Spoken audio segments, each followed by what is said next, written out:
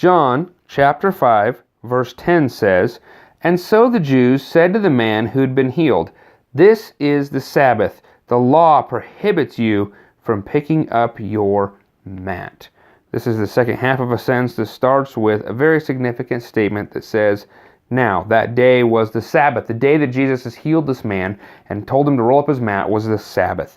And the Jews are saying, look, the law does not allow you to roll up your mat and carry it. Now, that's not in the biblical Old Testament law. You can go back to Exodus 20 and just start reading forward. You're not going to find anything that says, don't roll up your mat or don't do this kind of work. That was a later addition. Over the many years, the Jewish people had started adding all these little tiny details that they were saying, this is what work is and this isn't. And they were defining this thing in ways that seemed a little bit silly. I'll tell you, I worked in a convention center for a while, and there was a conference. The conference had a lot of Jewish people attending.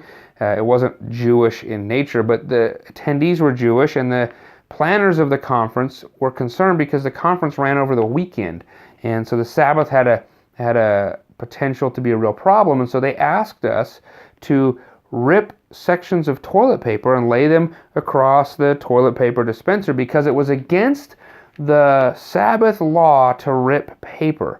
Now, you could get up in a hotel, you could go down the stairs because you couldn't push a button on an elevator, you could go to a conference, you could think and work and process through all that, but you couldn't rip paper. That's the kind of craziness that has happened here. And these people have gotten so tied up with that they miss the fact that someone has come and healed a man. A man who has been unable to walk for 38 years is now healed, and they are most concerned, missing the miracle, they are most concerned that the guy rolled up his mat and broke some kind of law. They are concerned about just enforcing the law rather than seeing the miracle.